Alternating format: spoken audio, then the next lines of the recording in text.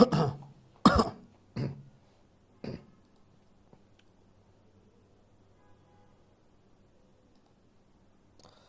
Hello hello বাচ্চারা, কি অবস্থা?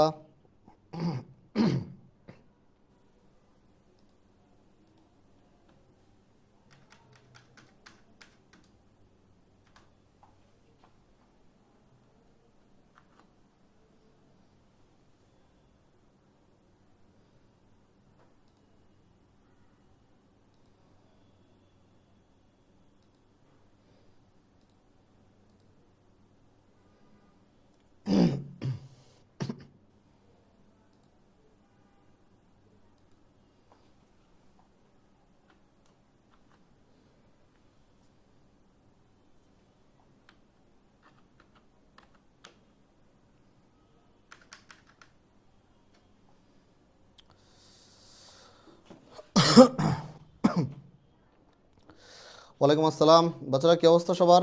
কেমন আছি সবাই?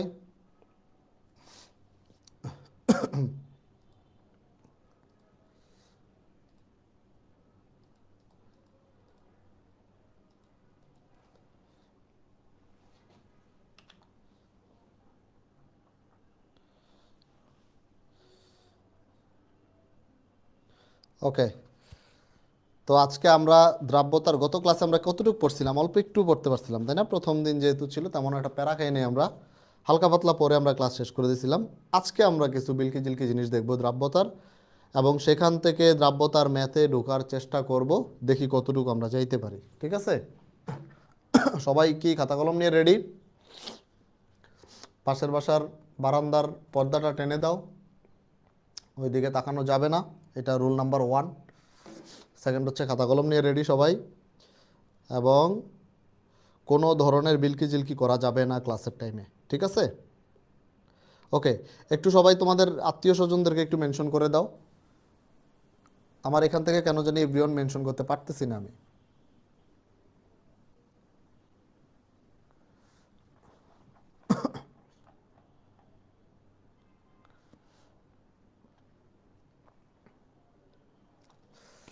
ওকে, তাহলে আমরা শুরু করে দিই। হ্যাঁ, আর বেশি দেরি না করি।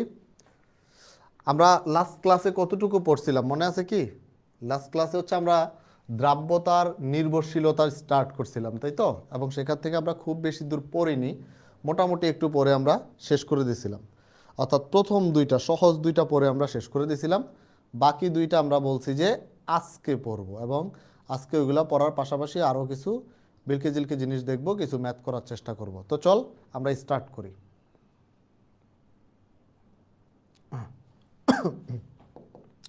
আচ্ছা, তাহলে আজকে আমরা কি দেখব? আজকে আমরা দেখব এই তাপমাত্রার প্রভাব আর চাপের প্রভাব। তাপমাত্রার প্রভাব আর চাপের প্রভাব। ঠিক আছে?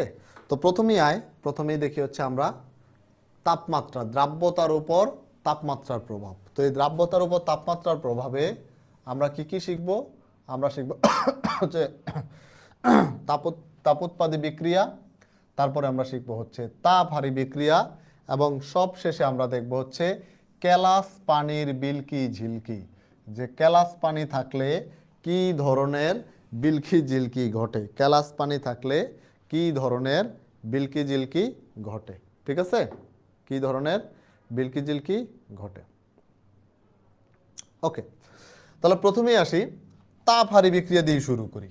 তাপহারী বিক্রিয়া। আচ্ছা, আমরা যদি আমাদেরকে বলা হয় যে একটা দ্রবণ কিভাবে গঠিত হয়, যদি একটা নির্দিষ্ট বিক্রিয়ার মানে বিক্রিয়ার জন্য বলা হয়, সেটা তাপহারী বিক্রিয়া হোক বা তাপ উৎপাদী বিক্রিয়া হোক, যেটাই হোক, সেক্ষেত্রে দ্রবণ কিভাবে গঠিত হয় তার আগে আরেকটা ছোট্ট জিনিস, এই তাপ উৎপাদী বিক্রিয়া, তাপহারী বিক্রিয়া, এগুলা কি আমরা জানি?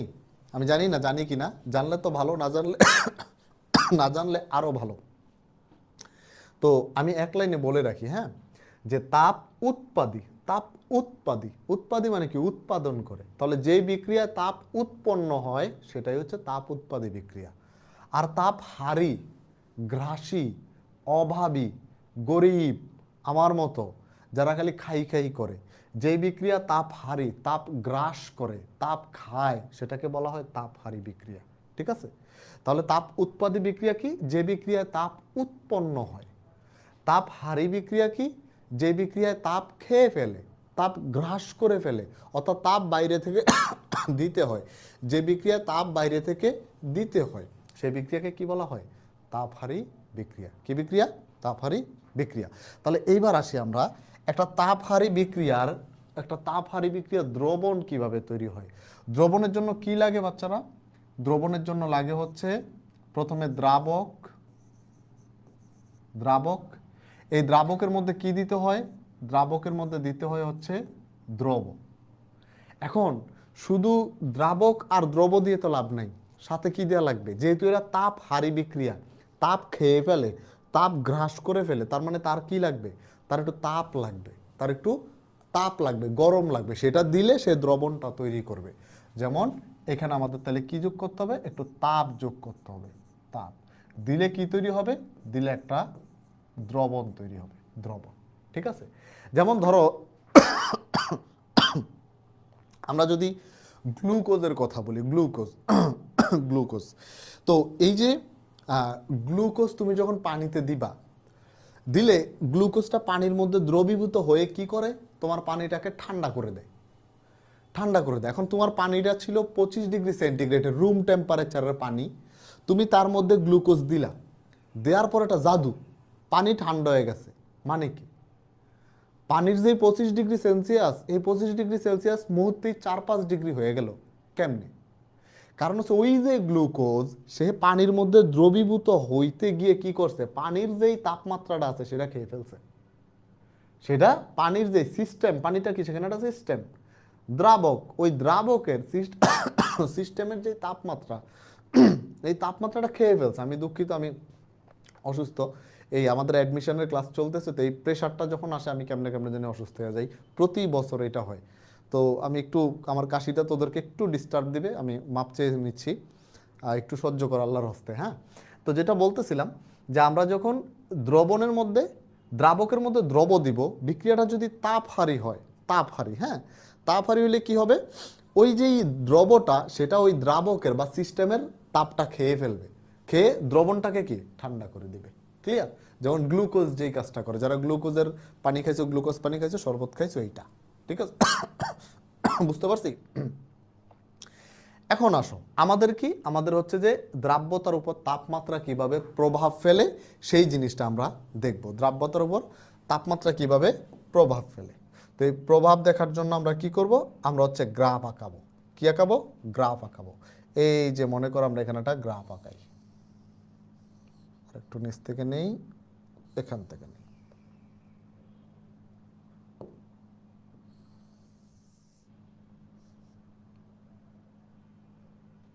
আচ্ছা, আমরা এক পাশে নিব হচ্ছে দ্রাব্যতা, মানে হচ্ছে দ্রাব্যতা, এইখানে নিব হচ্ছে আমরা টেম্পারেচার। ওকে, দ্রাব্যতা আর টেম্পারেচার। তো আমরা দেখব যে সময় মানে টেম্পারেচার বৃদ্ধির সাথে সাথে, তাপমাত্রা বৃদ্ধির সাথে সাথে আমাদের দ্রাব্যতার কি পরিবর্তন ঘটে। তো প্রথমেই আসি আমাদের বিক্রিয়াটা কি? বিক্রিয়াটা হচ্ছে একটা তাপহারী বিক্রিয়া। ঠিক আছে? তাপহারী বিক্রিয়াটা। এখন এই তাপহারী বিক্রিয়ার দ্রাব্যতাটা আমরা কিভাবে পরিমাপ করব? একদম ঠান্ডা মাথায়, সিম্পলি ঠান্ডা মাথায় বুঝ। দেখ, আমার এখানে কি আছে? দ্রাবকের মধ্যে কি দিলাম? দ্রব। দেড় তাপ দিলাম, দ্রবণ উৎপন্ন হইল। হ্যাঁ, তো দ্রাব্যতা বেশি নাকি দ্রাব্যতা কম সেটা আমরা কিভাবে বুঝবো? যদি দ্রবণ অনেক বেশি তৈরি হয় তখন বুঝবো আমাদের দ্রাব্যতা বেশি, দ্রবীভূত হইতেছে। কিন্তু দ্রবণ যদি কম উৎপন্ন হয় তার মানে কি? দ্রাব্যতা কম, আর বেশি দ্রবীভূত হতে পারছে না। তাহলে যত বেশি দ্রবণ হবে দ্রাব্যতা তত বেশি, দ্রবণ যত কম হবে দ্রাব্যতা তত কম। ঠিক আছে? তাহলে এখন আসো যে আমাদের এই তাপহারী বিক্রিয়ার ক্ষেত্রে দ্রাব্যতার গ্রাফটা কেমন হবে।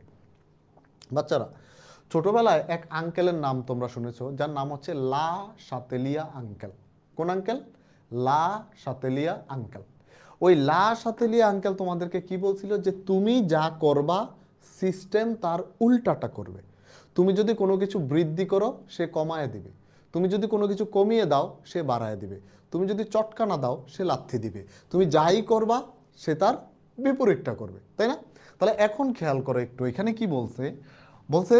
দ্রাবক প্লাস দ্রব আর হচ্ছে তাপ। তো তাপ দিলে কি উৎপন্ন হইতেছে? দ্রবণ উৎপন্ন হইতেছে। আর দ্রবণ উৎপন্ন হওয়া মানে কি? দ্রাব্যতা বাড়তেছে, তাই না? এখানে ঘটনাটা কি? এখানে ঘটনা হচ্ছে তুমি যত তাপ দিচ্ছ, এই যে যত বাম পাশে কি আছে? তাপ আছে। তুমি তাপ দিলে দ্রবণ উৎপন্ন হইতেছে, তাই না? কারণ তুমি তাপ দিলে সিস্টেম কি চাইবে? সিস্টেম চাইবে তাপ কমানোর জন্য। তো বাম পাশে তাপ আছে, তাপ নাই কোথায়? ডান পাশে। তাহলে সিস্টেম কি করতে চাইবে? ডান পাশে যাইতে চাইবে, তাই না?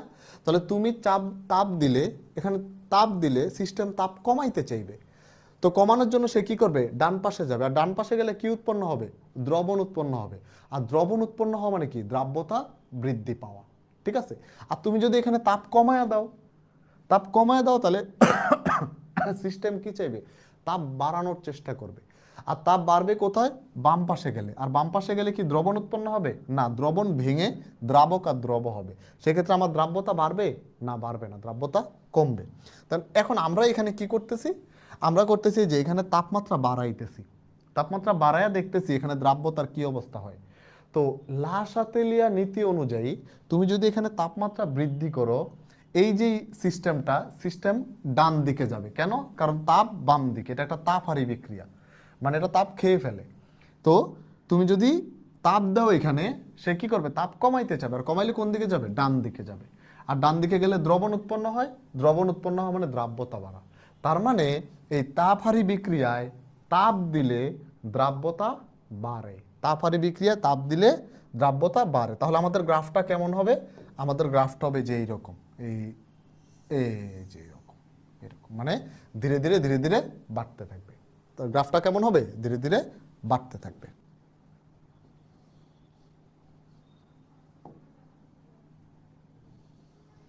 ধীরে ধীরে বাড়তে থাকবে, ঠিক আছে? ধীরে ধীরে বাড়তে থাকবে, বাড়তে থাকবে। ওকে, এখন এরা কারা? যদি আমাদেরকে বলে যে এদের উদাহরণ দাও, এরা কারা? তাহলে ম্যাক্সিমাম ওই যে ক্লোরাইড আর নাইট্রেট লবণগুলো এরকম বিহেভ করে। ধরো potassium chloride, sodium chloride, calcium chloride, তারপর ধরো পটাশিয়াম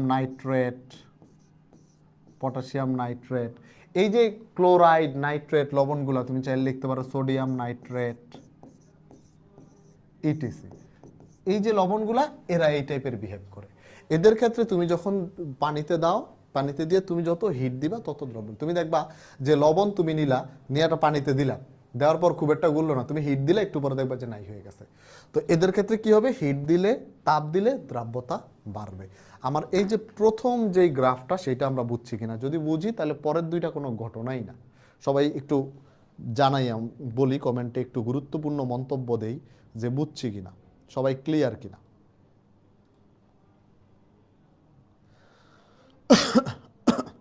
সবাই কি বুঝছি?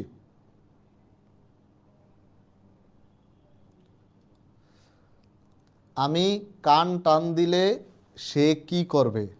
আসাদুল ইসলাম, আমার ছোট ভাই লিখছে যে আমি কান টান দিলে সে, তুই যদি কান টান দেস সে তোর কানে একটা বন চটকানা দিবে, ঠিক আছে? আচ্ছা, সবাই বুঝছি কি?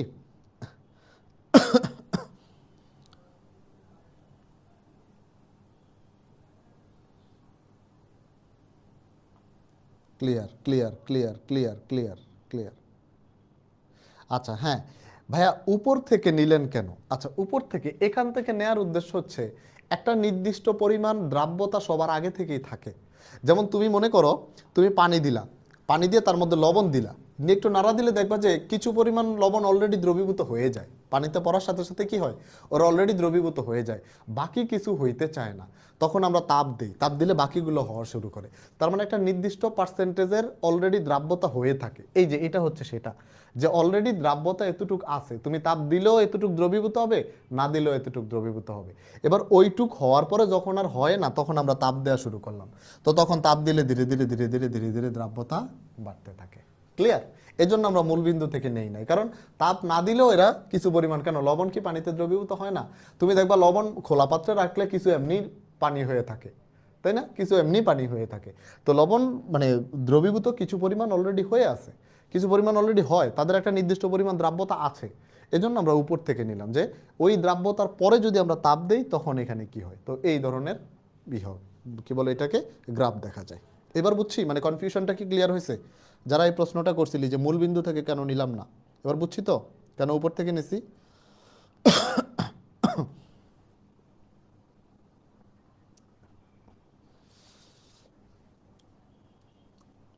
সব লবণের ক্ষেত্রে কি হবে? সব লবণ না, সব লবণ না, উদাহরণ দিছি না, এই টাইপের লবণগুলো, ক্লোরাইড লবণ, নাইট্রেট লবণ, আরও দুইটা গ্রাফ আছে, তো একটু ধৈর্য ধর। আচ্ছা, তো লাসা তেলিয়া নীতিটা একটু আবার বলি। লাসা তেলিয়া নীতি যারা এসএসসিতে পড়ে আসিস নাই তাদের ক্ষেত্রে একটু ঝামেলা হয়ে গেছে। তো লাসা তেলিয়া নীতি হচ্ছে কি, যে তুমি যা করবা সিস্টেম তার উল্টা করবে। অর্থাৎ এখানে বাম পাশে তাপ আছে, মানে এই বিক্রিয়া কি লাগে, তাপ দিতে হয়। তো লাসা তেলিয়া নীতি অনুসারে তুই দেখ, এখানে বাম পাশে তাপ উৎপন্ন হইতেছে, তুমি যদি তার মধ্যে তাপ দাও সে তাপ কমানোর চেষ্টা করবে। ধরো তুমি কোথাও এক জায়গায় চাপ অলরেডি উৎপন্ন হইতেছে, তুমি আরো চাপ দিলা, সে চাপ কমানোর চেষ্টা করবে, ঠিক আছে? বা তুমি কোথাও থেকে চাপ সরায় নিলা, সে চাপ বাড়ানোর চেষ্টা করবে। অর্থাৎ তুই কোনো কিছু দিলে সে সেটা কমানোর চেষ্টা করবে, তুই কোনো কিছু নিয়ে নিলে সে সেটা বাড়ানোর চেষ্টা করবে, ঠিক আছে? বাড়ানোর চেষ্টা করবে। ক্লিয়ার? ওকে, এখন দেখ এই এই এই বিক্রিয়াটার বাম পাশে তাপ, এটা একটা তাপহারী বিক্রিয়া। তাপহারী বিক্রিয়ায় এটা এটা কোথায়, বাম পাশে, তাপমাত্রাটা কোথায়, বাম পাশে। তুই এর মধ্যে আবার তাপ দিলি, আমরা কি তাপ দিছি না, এই যে তাপ দিছি টি টেম্পারেচার, এর মধ্যে তাপ দিলি, তাপ দিলে কি হবে, এই লাসা তেলিয়া নীতি অনুসারে সিস্টেমটা তাপ কমানোর চেষ্টা করবে। তো তাপ কমাইলে দেখ বাম পাশে তাপ আছে, সে কি আরো বিক্রিয়া বাম দিকে ঘুরাবে? না, যেই দিকে তাপ নাই সেই দিকে যাবে। তো তাপ নাই কোন দিকে, ডান দিকে, সে ডান দিকে যাবে। তো ডান দিকে গেলে কি উৎপন্ন হবে, দ্রবণ উৎপন্ন হবে। আর দ্রবণ যত বেশি উৎপন্ন হবে দ্রাব্যতা তত বেশি হবে। তাহলে আমরা বলতে পারি যে লাসা তেলিয়া নীতি অনুসারে তাপহারী বিক্রিয়ায় তাপমাত্রা দিলে দ্রাব্যতা বৃদ্ধি পায়, তাপমাত্রা দিলে দ্রাব্যতা বৃদ্ধি পায়, ঠিক আছে? ক্লিয়ার? অর্থাৎ লাসা তেলিয়া নীতি অনুসারে যে পাশে, ধর এই পাশে তাপ আছে, তুই তাপ দিলে সেই ডান পাশে যাবে, বিক্রিয়া ডান পাশে যাবে। আর এই পাশে মনে কর তাপ নাই, তুই তাপ দিলে বিক্রিয়া বাম পাশে আসবে। মানে তুই তাপ দিছস, তার ধান্দা থাকবে যে তাপ আমার কমাইতে হবে। বিক্রিয়া, এটা কি বিক্রিয়া, তুই তাপ দিলি, বিক্রিয়া বলবে আরে আমার তাপ দিছে, আমার তো মাথা গরম করে দিছে, এখন আমার কি করতে হবে, মাথা ঠান্ডা করতে হবে। তো মাথা ঠান্ডা করতে হলে কি করতে হবে, যেইখানে গরম নাই এসির নিচে যাইতে হবে। এখন দেখ এই পাশে তাপ আছে, বিক্রিয়া কি বাম পাশে আসবে? আসবে না, বিক্রিয়া যাবে ডান পাশে যেখানে তাপ নাই। এখন ডান পাশে গিয়ে দেখে দ্রবণ, দ্রবীভূত হয়ে গেছে। তো দ্রবীভূত হলে দ্রাব্যতা বাড়ছে না কমছে? বাড়ছে। সিম্পল, বুঝছি? এবার বল ক্লিয়ার হয়েছে কিনা, এবার বল। এটা একটা বুঝলে পরের তিনটা ইজিলি বুঝবে, এই জন্য একটা সময় নিয়ে বুঝাচ্ছি। ক্লিয়ার? এবার বুঝছি তাই না? হ্যাঁ, এবার যেহেতু বুঝছি তাহলে আমরা এবার পরেরটাতে যাই। পরেরটা বলছি কি, তাপ উৎপাদী বিক্রিয়া। তো তাপ উৎপাদী বিক্রিয়ার ক্ষেত্রে বাচ্চারা আমরা একটা জিনিস মনে রাখবো, যে একটা দ্রবণের জন্য কি লাগে আমাদের, দ্রাবক। তার মধ্যে আমরা কি দেই, তার মধ্যে দেই হচ্ছে দ্রবণ। দিলে কি উৎপন্ন হয়, দ্রবণ। বিক্রিয়ার নাম কি, বিক্রিয়ার নাম হচ্ছে তাপ উৎপাদী। তার মানে এই দ্রবণের সাথে কি উৎপন্ন হবে, এই দ্রবণের সাথে তাপ উৎপন্ন হবে, তাই না? বলছে তাপ উৎপাদী, আগেরটা ছিল তাপ হারি, সে তাপ খায়। তাপ হারি, হারি মানে খায়, সে তাপ খায়। তুই তারে দিলি, সে বললো না, তাপ না দিলে আমি দ্রবণ গঠন করবো না, আমার তাপ খাওয়াও। তুই তাপ খাওয়াইলি, সে দ্রবণ গঠন করলো। আর এটা হচ্ছে তাপ উৎপাদী, তুই দুজনরা একত্রে দিলি, তাপ উৎপন্ন হয়ে গেল, গরম উৎপন্ন হয়ে গেল। মনে কর তুই কারো দেখতে পারস না, দেখতে পারস না, দুই একসাথে হইলি, একজন আরেকজনের কানের নিচে ঠাড়াই দিলে কি উৎপন্ন হবে, তাপ, গরম, মাথা গরম, গরম তাপ, বুঝছস? এটা হচ্ছে তাপ উৎপাদী বিক্রিয়া। দ্রবণ উৎপন্ন হবে, তাপ উৎপন্ন হবে। চুন চিনো, চুন, চুন, এই যে চুন খায় না, পানির সাথে চুন খায়। চুন যদি তুমি পানিতে দাও কি হয়, পানির সাথে সাথে গরম হয়ে যায়। এই গরম, তুমি ঠান্ডা চুন পানিতে দিলা, পানি গরম হয়ে গেল কেমনে? কারণ এই যে চুন যে পানিতে দ্রবীভূত হয়, এই যে দ্রবীভূত হওয়ার ব্যাপারটা, এটা একটা তাপ উৎপাদী প্রক্রিয়া। এটা কি প্রক্রিয়া, তাপ উৎপাদী প্রক্রিয়া। চুন তো দেখছো অনেকে, তাই না? পানিতে দিলেই দেখবা, বা একটা কাজ করবা, এইটুকু চুন নিয়ে খেয়ে ফেলবা। হ্যাঁ, পানের সাথে এইটুকু চুন নিয়ে খেয়ে ফেলবা, খালি কি হবে, তোমার যে লালা রস আছে, লালা রস মানে থুতু যেটা স্যাপ, এই লালা রস যেটা, এই লালা রসটা কি পানি, তাই না? মানে লিকুইড। তো এই লিকুইডের মধ্যে ওই চুনটা কি করবে, দ্রবীভূত হয়ে তাপ উৎপন্ন করবে। তুমি দেখবা তোমার মারি টারি এইদিকে পুড়ে গেছে। যদি একটু বেশি পরিমাণে খাও তাহলে শুধু দেখবা দাঁতই আছে, গাল মারি এগুলা কিছুই নাই। পরের দিন তুমি ছবি তুললে শুধু দাঁত উঠবে, গাল মারি কিছুই উঠবে না, সব শেষ। বুঝছো? এ আবার কেউ খাইস না ভাই, খাওয়া পরে আমার মামলা খাওয়াবি, খাইস না। বুঝছো বিষয়টা? তার মানে বিষয়টা কি দাঁড়াচ্ছে? বিষয়টা দাঁড়াচ্ছে কিছু কিছু জিনিস যখন পানিতে দ্রবীভূত হয় তখন তাপ উৎপন্ন হয়, এটা হচ্ছে তাপ উৎপাদী বিক্রিয়া। এখন এইটার গ্রাফটা কেমন হবে সেইটা আমরা দেখব, ঠিক আছে? এইটার গ্রাফটা কেমন হবে?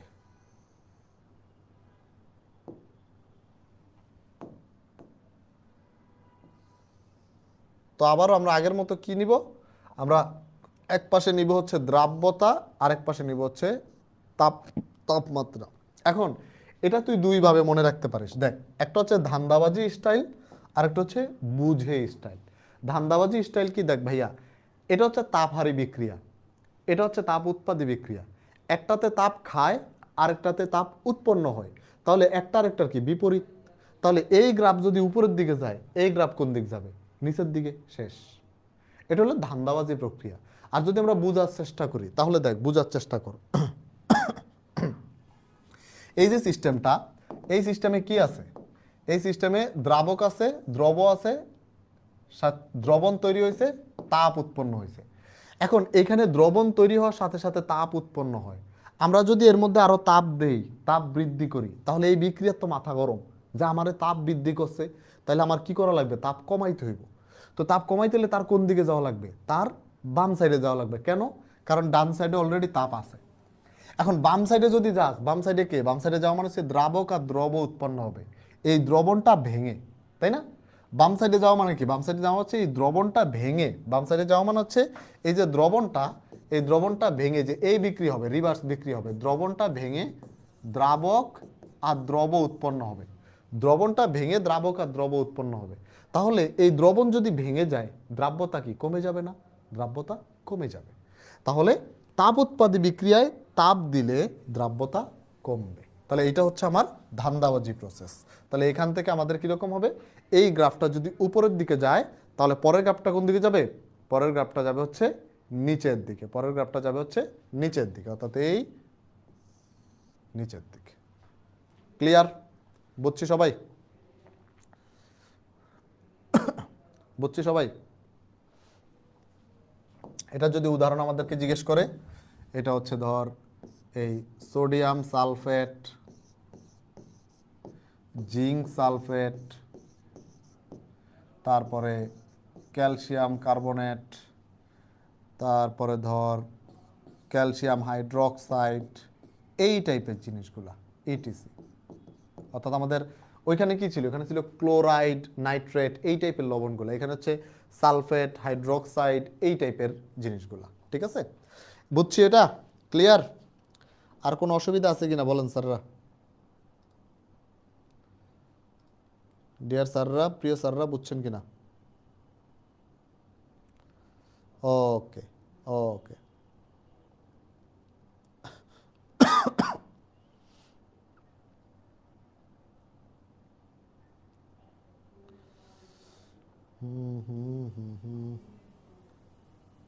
ওকে, ক্লিয়ার, বুঝছি সবাই। ঠিক আছে, যদি বুঝি তাহলে এবার যাব হচ্ছে পরেরটা, ক্যালাস পানির বিলকি ঝিলকি। ক্যালাস পানির বিলকি ঝিলকি, এইটা কি জিনিস? এইটার ক্ষেত্রে একটু আমরা বোঝার চেষ্টা করব। ঠিক আছে? এটার ক্ষেত্রে বোঝার চেষ্টা করব। দেখ, এইটার ক্ষেত্রে গ্রাফটা কেমন হবে, সবাই মনোযোগ দিয়ে।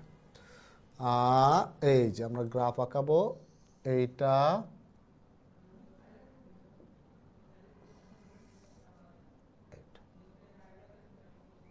আচ্ছা, অ্যাজ ইউজুয়াল আমরা কি করব? এক পাশে দিব হচ্ছে আমাদের দ্রাব্যতা, এইখানে দিব তাপমাত্রা। হ্যাঁ, কিছু কিছু যৌগ আছে যারা ক্যালাস পানি ধরে রাখে, ক্যালাস পানি ধরে রাখে। এরা কারা? যেমন মনে কর গ্লুবার লবণ, গ্লুবার লবণ, গ্লুবার সল্ট, এই যে এটা সোডিয়াম সালফেট Na2SO4 সাথে 10 অণু পানি 10H2O। এটার নাম কি? এটার নাম হচ্ছে গ্লোবার সল্ট বা গ্লোবার লবণ। এটার নাম হচ্ছে গ্লোবার লবণ। কি লবণ? গ্লোবার লবণ বা গ্লোবার সল্ট, গ্লোবার লবণ।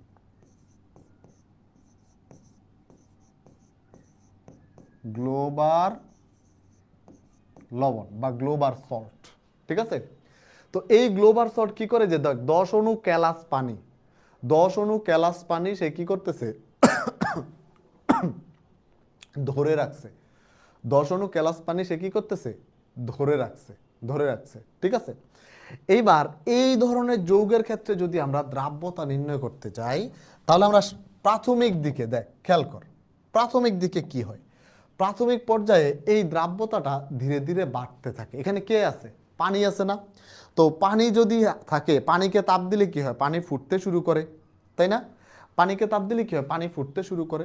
তো যখনই এই যৌগের মধ্যে আমরা তাপ দিব, ধীরে ধীরে পানিটা 1 অণু 2 অণু করে পানিটা আস্তে আস্তে সরে যেতে থাকে। সরে যেতে থাকলে কি হইতেছে, পানি পানির সাথে মিশে যাচ্ছে, তাহলে দ্রাব্যতাটা কি হইতেছে, বাড়তেছে। তো কি হয়, শুরুর দিকে ধীরে ধীরে দ্রাব্যতাটা বাড়ে, এই বাড়ে। এবার বাড়ার পরে একটা পর্যায়ে যায়, একটা পয়েন্টে গিয়ে যখন আর কোনো পানি থাকে না, এই যে সোডিয়াম সালফেট 10 অণু পানি, সেখান থেকে 10 অণু পানি যদি সরে যায়, এই 10 অণু পানি মনে কর নাই, তাহলে এখানে কে আছে, সোডিয়াম সালফেট আছে। এই যে সোডিয়াম সালফেট, এই সোডিয়াম সালফেটের গ্রাফ কেমন, নিচের দিকে না? সোডিয়াম সালফেটকে যদি আমরা তাপ দেই, তাহলে গ্রাফ কেমন আসে, নিচের দিকে আসে, তাই না? নিচের দিকে আসে। এইখানেও ব্যাপারটা এরকম, যখন শুধু সোডিয়াম সালফেট থাকে, তখন একটা টাইম পর এই গ্রাফটা নিচের দিকে নেমে যায়। কোন দিকে নামে, নিচের দিকে নেমে যায়। এবং এই তাপমাত্রাটা কত, গ্লোবাল লবণের জন্য, এই তাপমাত্রাটা হচ্ছে 32.4 ডিগ্রি সেলসিয়াস। কত, 32.4 ডিগ্রি সেলসিয়াস। এই 32.4 ডিগ্রি সেলসিয়াস পর্যন্ত এই তাপমাত্রাটা বাড়ে, তারপর আবার কমতে শুরু করে। সবাই একদম মাথা ঠান্ডা করে শুন ভাই, আবার বলতেছি। কি হয় এখানে হচ্ছে যে সকল যৌগগুলা ক্যালাস পানি ধরে রাখে, তো তাদেরকে যখন আমরা হিট দিলে পানি, তো এটা কি, এটা ক্যালাস পানি কি, পানি না। মানে ধরো এটা স্যাঁতস্যাঁতে লবণ, মানে একটা লবণ বা চিনির ফাঁকে কিছু পানি আটকে আছে, ওটাকে বলা হয় ক্যালাস পানি। হ্যাঁ, তো এরা কি করলো, এরা হচ্ছে এই সোডিয়াম সালফেট কি করলো, তার 10 অণু পানি ধরে বসে আছে। তো এবার তুমি যখন হিট দিলা, পানিটা ধীরে ধীরে আলাদা হওয়া শুরু করলো। তো পানি পানির সাথে মিশে যাচ্ছে, তো পানির সাথে পানি মিশতেছে কি, দ্রাব্যতা বাড়তেছে, মানে দ্রবীভূত হইতেছে, তখন ধীরে ধীরে বাড়তেছে। এবার 32.4 ডিগ্রি সেলসিয়াসে গিয়ে এই সোডিয়াম সালফেটের সাথে আর কোনো পানিই থাকে না, কে থাকে, শুধু সোডিয়াম সালফেট থাকে, সিঙ্গেল সোডিয়াম সালফেট। এখন এই সোডিয়াম সালফেট যখন একা, তখন তার গ্রাফটা কি আবার উপরের দিকে উঠবে না। কারণ কি, কারণ সোডিয়াম সালফেটের গ্রাফ হচ্ছে এই যে নিচের দিকে। তখন এই 32-এর পরে তুমি যখন হিট দিবা, তখন ধীরে ধীরে আবার গ্রাফ নিচের দিকে আসা শুরু করবে, ঠিক আছে। অর্থাৎ তার মুড সুইং হয় মাঝখানে গিয়ে, যে না আমি তো এরকম না, আমি কেন উপরে উঠবো, আমি নিচের দিকে নামবো, ঠিক আছে। বুঝতে পারছি? সমাজে উপরে উঠলে মানুষ খারাপ বলে, এজন্য কি করতে হবে, নিচের দিকে নামতে হবে। ওকে, বুঝতে পারছি, ক্লিয়ার?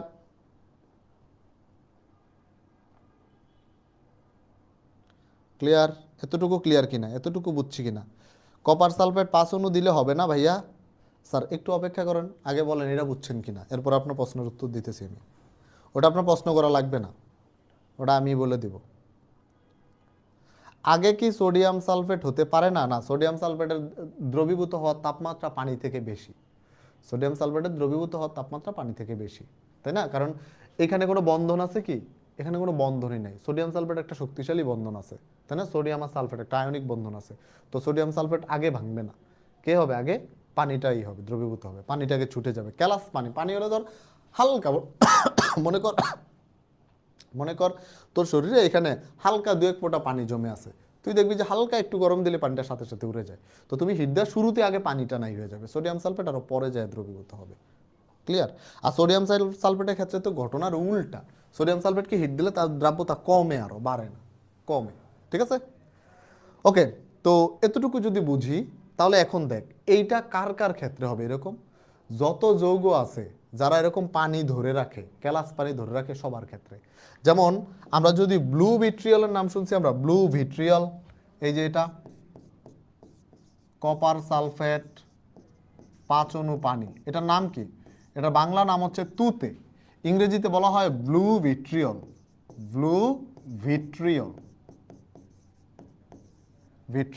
ঠিক আছে। এরপরে মনে কর যদি আমরা দেই হচ্ছে জিঙ্ক সালফেট 7 অণু পানি, এটার নাম হচ্ছে হোয়াইট ভিট্রিয়ল মানে সাদা ভিট্রিয়ল, হোয়াইট হোয়াইট ভিট্রিয়ল। এরপরে মনে কর যে কি দিব, আয়রন সালফেট, আয়রন সালফেট 7 অণু পানি। আয়রনের দ্রবণ কেমন দেখতে?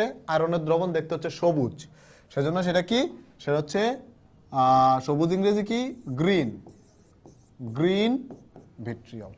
ঠিক আছে,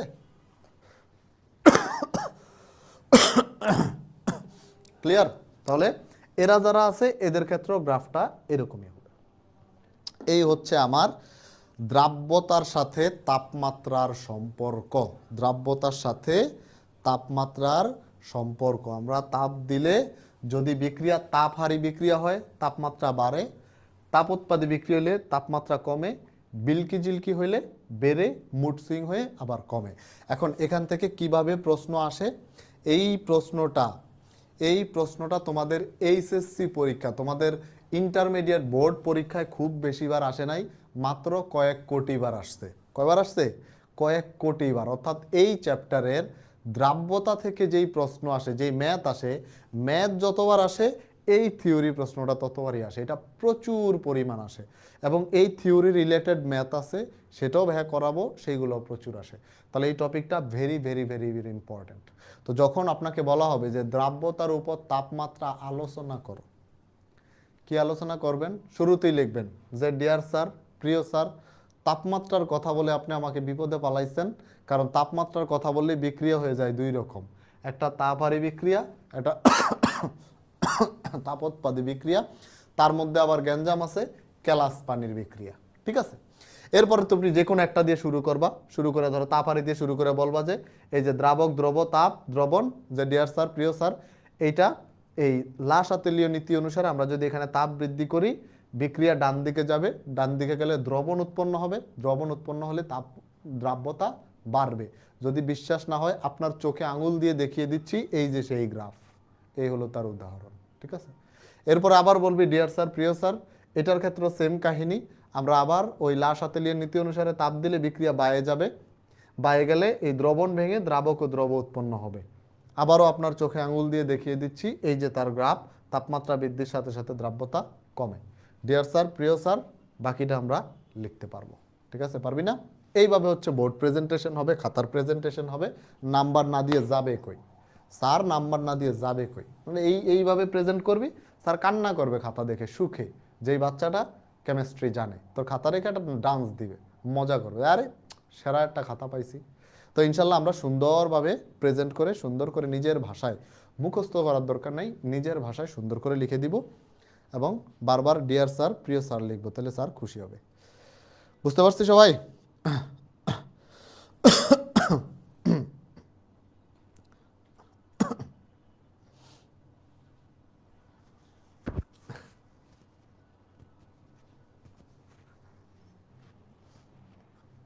সবাই বুঝছি? সবাই বুঝলে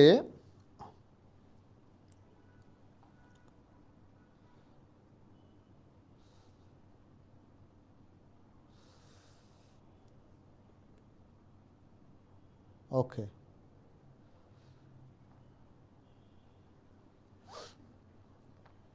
আচ্ছা, ঠিক আছে।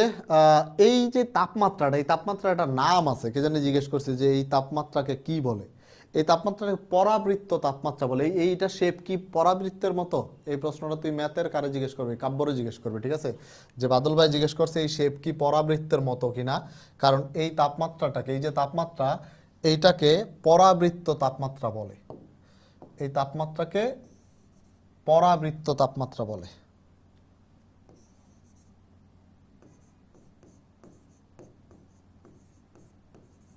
পরাবৃত্ত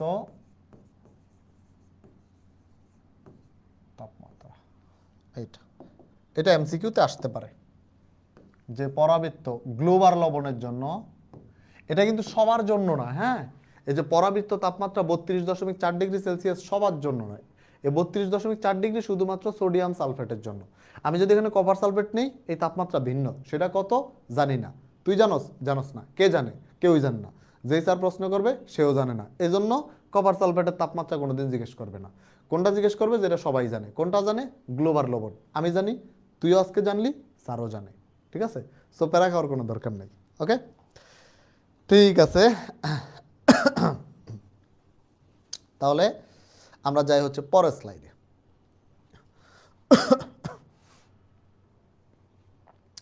পরের স্লাইড হচ্ছে দ্রাব্যতার উপর চাপের প্রভাব।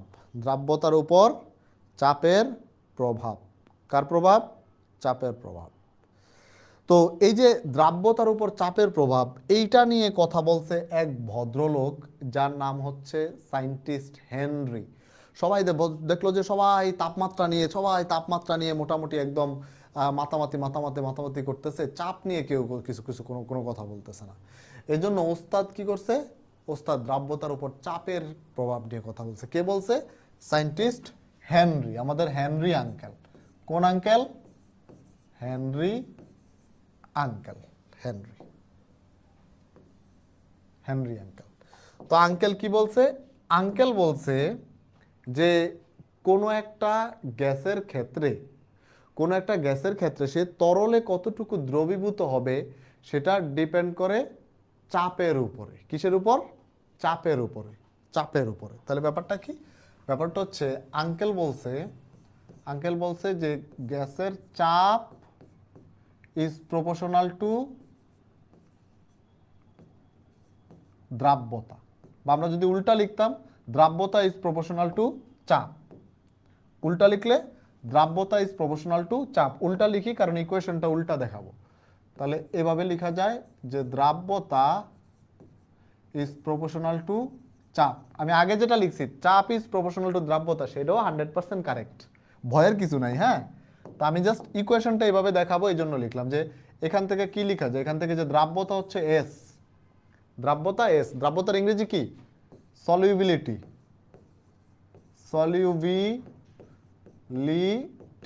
এই সলিউবিলিটি থেকে এস, দ্রাব্যতা ইজ প্রপোর্শনাল টু চাপ। চাপ কি?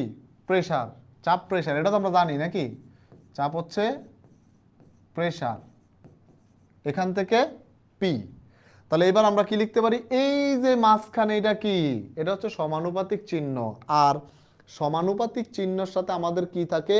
একটা বৈরী সম্পর্ক থাকে, তাই না? আমরা একজন আরেকজনের দেখতে পারি না। ছোটবেলা থেকে যেখানেই সমানুপাতিক চিহ্ন দেখছি আমরা তারা কি করছি? সরায় দিছি, নক আউট করে দিছি, লাথি মেরে উড়াই দিছি। তাহলে এই সমানুপাতিক চিহ্নকে আমরা উড়াই দিব। উড়াই দিলে এখানে আমাদের কি বসাইতে হবে? একটা মনে রাখবা, সমানুপাতিক চিহ্ন উঠাইতে গেলে একটা ধ্রুবক বসাইতে হয়। তো এখানে এই যে এস ইকুয়াল টু একটা ধ্রুবক কে এইচ ইন্টু পি। ঠিক আছে, কে এইচ ইন্টু পি। এখানে কে এইচটা কি? আমরা এইচ কেন দিলাম? এইচ ফর হেনরি আঙ্কেল, এখানে কে এইচটা কি? এখানে কে এইচ হচ্ছে হেনরি কনস্ট্যান্ট। কে এইচ দিয়ে বোঝানো হয় হেনরি কনস্ট্যান্ট। এটা হচ্ছে হেনরির ধ্রুবক, Henry constant. K H for Henry constant. পারবো না? পারবো।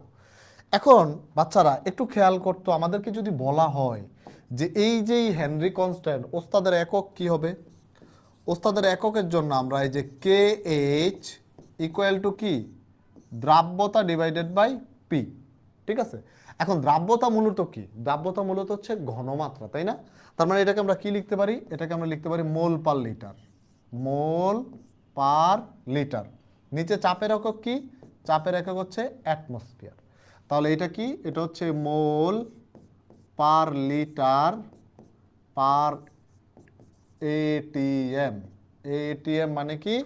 এটিএম মানে চার্জ তুঝে মারুঙ্গা। ঠিক আছে, আবার এই যে এস কে অনেক সময় বড় হাতের এম, এই যে এভাবেও প্রকাশ করা হয়, মোলারিটিতে প্রকাশ করা হয়, তাই না? তো যদি আমরা এস এর জায়গায় মোল পার লিটার না লিখে মোলারিটি লিখি, তাহলে এটা কি হবে? এটা হচ্ছে এম এটিএম ইনভার্স 1, অর্থাৎ এই মোল পার লিটারের জায়গায় এম লিখে দিলেও কোনো সমস্যা নাই। ক্লিয়ার? তাহলে এইটা হচ্ছে আমার কি? হেনরি আঙ্কেলের রুল। তো এই হেনরি আঙ্কেল আরেকটা কথা বলছে যে বাবা, আমার রুল পড়লেই হবে না, আমার রুলের ক্ষেত্রে একটু নিয়ম জানতে হবে। আমার রুলের ক্ষেত্রে একটু নিয়ম জানতে হবে। সেই নিয়ম কি? সেই নিয়ম হচ্ছে যে এই যে হেনরির সূত্রটা, সেটা শুধুমাত্র গ্যাসের ক্ষেত্রে প্রযোজ্য। অর্থাৎ একটা গ্যাসকে তুমি যদি তরলে ডুবাইতে যাও, একটা গ্যাসকে তুমি যদি তরলে ডুবাইতে যাও, তখন কি হবে? তখন এই হেনরির সূত্রটা প্রযোজ্য হবে। তাহলে হেনরির সূত্র প্রযোজ্য হবে কোথায়? হেনরির সূত্র প্রযোজ্য হবে gas in liquid, gas in liquid এই ক্ষেত্রে। অর্থাৎ তরলের মধ্যে গ্যাস, গ্যাস ইন লিকুইড জিনিসটা কি? জিনিসটা হচ্ছে তরলের মধ্যে গ্যাস, তরলের মধ্যে গ্যাস, এই ক্ষেত্রে হচ্ছে আমরা হেনরির সূত্র প্রযোজ্য হবে। যেমন ধরো যে লাস্ট দিন আমি তোদেরকে বলছিলাম যে কোল্ড ড্রিঙ্কস খাস, তোরা কোল্ড ড্রিঙ্কস পছন্দ করস, হ্যাঁ? তো কোল্ড ড্রিঙ্কসের মধ্যে কি হয়? কার্বন ডাই অক্সাইড থাকে, কার্বনিক অ্যাসিড থাকে, তোরা বলছিস। তো ওইটা কতটুকু দ্রবীভূত হবে না হবে সেটাই হচ্ছে আমরা হেনরির সূত্র দিয়ে বুঝতে পারবো। এবার বুঝতে পারছি? সেটা হচ্ছে আমরা কার সূত্র দিয়ে বুঝতে পারবো? হেনরির সূত্র দিয়ে বুঝতে পারবো যে এখানে কতটুকু কার্বন ডাই অক্সাইড ডুববে, সেটা এই হেনরি সাহেব এর সূত্র দিয়ে প্রকাশ করা হয়। এরপরে এখানে আরেকটা জিনিস আমরা একটু মাথায় রাখবো, সেটা হচ্ছে এই হেনরির সূত্র সব গ্যাসের জন্য প্রযোজ্য না। যেই সব গ্যাসের দ্রাব্যতা অনেক বেশি তাদের ক্ষেত্রে এটা প্রযোজ্য না, হ্যাঁ? যেমন ধর এসিএল, অ্যামোনিয়া, হ্যাঁ, ইত্যাদি গ্যাসের জন্য প্রযোজ্য না, জন্য প্রযোজ্য না। কেন না? কারণ এদের দ্রাব্যতা অনেক বেশি, এদের দ্রাব্যতা অনেক বেশি। যাদের দ্রাব্যতা একটু কম তাদের ক্ষেত্রে জিনিসটা প্রযোজ্য, যাদের দ্রাব্যতা একটু কম তাদের ক্ষেত্রে জিনিসটা প্রযোজ্য। তাহলে এই হচ্ছে আমার হেনরি সূত্রের মোটামুটি এইটুকু। আপাতত এইটুকু জানলেই হবে। এইটুকু বিলকি জিলকি আমরা বুঝছি কিনা, আপাতত এইটুকু জানলেই হবে। এইটুকু আমরা বুঝছি কিনা, সবাই এইটুকু বুঝছি কি? ক্লিয়ার কি?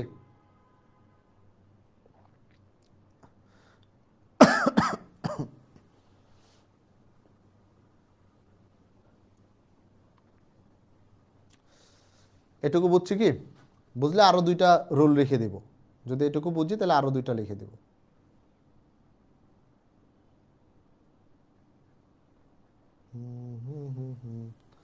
যারা জেগে আছো, ঘুমিয়ে যাওনি, তারা বলো তোমরা বুঝতে পেরেছো কিনা।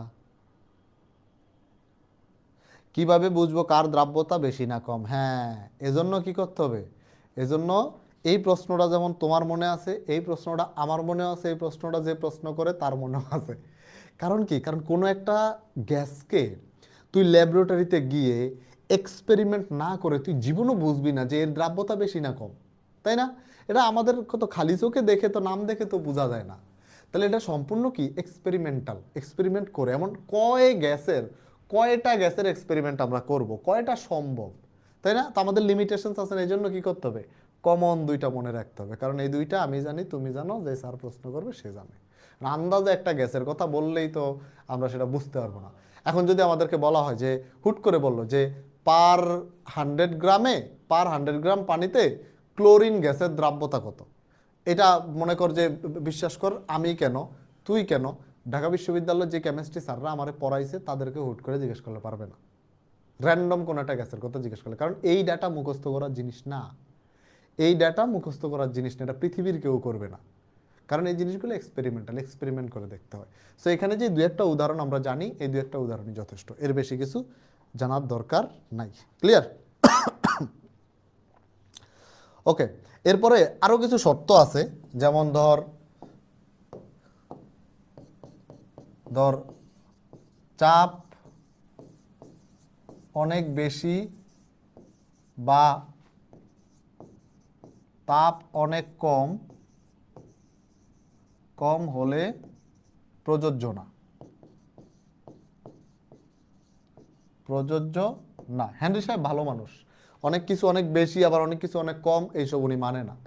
চিন্তা করে দেখলো যে চাপ যদি অনেক বেশি হয়, এখন অনেক চাপ দিলে তো যে কাউরেই মানানো যায়, তাই না? মনে কর তুই একটা মিথ্যা বললি, হ্যাঁ, তোরে মনে কর যে বললো যে আমারে বিচার করতে নিয়ে গেল, যে আমি যা ঠাডায় দুটা চটকানা দিলাম, তুই সত্যি বলে দিলি, তাহলে কি হলো? তোর ক্ষেত্রে আমার এই সূত্রটা প্রযোজ্য। পাশে আরেকজন আছে, তারা ঠাড়ায় দুটো চটকানা দিলাম, সে সত্যি বলে দিল। পাশে আরেকজন আছে, তারা ঠাড়ায় দুটো চটকানা বললাম, সেও সত্যি বলে দিল। এখন মনে করি যে আরো পাশে আরো 2-4 জন আছে, তারা বলতেছে না, তারা বলতেছে না। এখন কেউ বলবে কেউ বলবে না, এটাই তো সূত্র, এটাই তো সিস্টেম, প্রযোজ্যতা। এখন মনে করি যে সবাই মানতেছে, কেমনে? তুই মনে কর একটা হাতি আইন ওর বুকের উপর হাতির পা রেখে বললি বল, নাইলে হাতি চাপ দিবে, যে কেউ সত্যি বলবে, যে কেউ সত্যি বলবে, তাই না? অথবা পয়েন্ট ব্ল্যাকে এখানে যে বন্ধুরা বল, নাহলে দিলাম একদম ঠুস, যে কেউ সত্যি বলবে।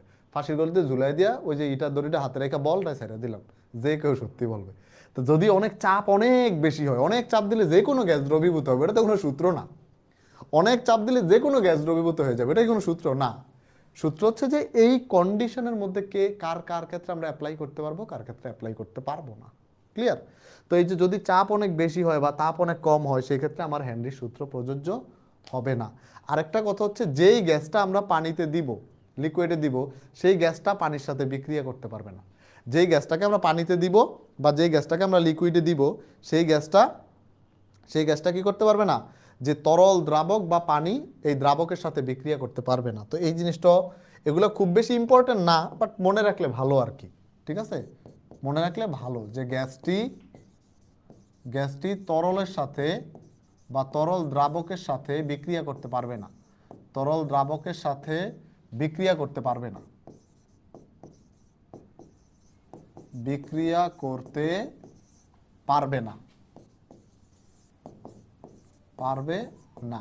তাহলে এই যে জিনিসগুলো, এগুলো কি? এগুলো হচ্ছে হেনরির সূত্রের প্রযোজ্যতা, তাই না? এগুলো হচ্ছে হেনরির সূত্রের প্রযোজ্যতা। কোথায় প্রযোজ্য হবে, কোথায় হবে না, সেইটা প্রযোজ্যতা।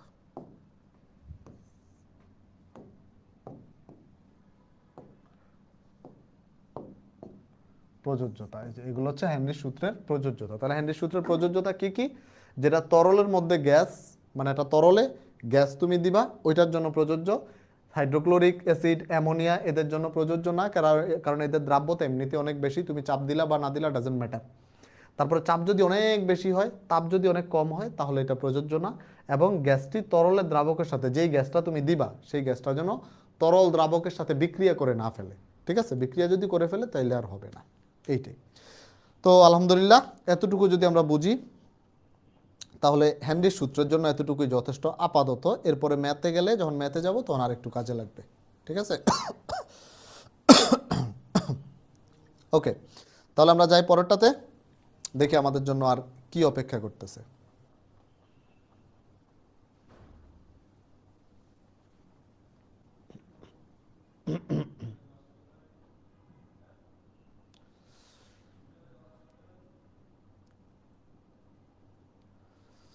লাস্ট লাইনটা, এই যে গ্যাসটি তরল দ্রাবকের সাথে বিক্রিয়া করতে পারবে না, গ্যাসটি তরল দ্রাবকের সাথে বিক্রিয়া করতে পারবে না। ওকে, এরপরে এই যে হেনরির সূত্র দিয়ে আসলে আমরা কি বুঝতে পারি? হেনরির সূত্র দিয়ে আমরা কি বুঝতে পারি? কিছু বিলকি জিলকি জিনিস আছে, কিছু বিলকি জিলকি জিনিস আছে। সেই বিলকি জিলকি জিনিস কি? হেনরির সূত্রের বিলকি জিলকি জিনিস কি? আচ্ছা, প্রথম কোশ্চেন দেখো, একটা জিনিস তোমরা ফলো করবা, হ্যাঁ, একটা জিনিস তোমরা ফলো করবা, সেটা কি? সেটা হচ্ছে গরমকালে মাছ পানির উপরে উঠে আসে কেন? গরমকালে দেখবা যে যখন গরম থাকবে, তখন দেখবে মাছ পানির উপরে উঠে, যে পুকুরে যেসব মাছ চাষ করে পানির উপরে উঠে এরুম এরুম এরুম এরুম করে, তার মুখ একটা আউ আউ আউ এরুম এরুম করা, তারা কি করে? তারা অক্সিজেন নেয়, তারা অক্সিজেন নেয়। কেন এরকম করে? কেন? কারণ কি? খেয়াল করো। আচ্ছা, যখন পানির নিচে কি থাকে? পানির নিচে হচ্ছে চাপ থাকে, চাপ বেশি থাকে। তুমি পানির যত নিচে যাবা, তত চাপ বাড়বে, যত নিচে যাবা তত চাপ বাড়বে। তো পানির নিচে যখন চাপ থাকে, দেখো, পানির নিচে যখন চাপ থাকে,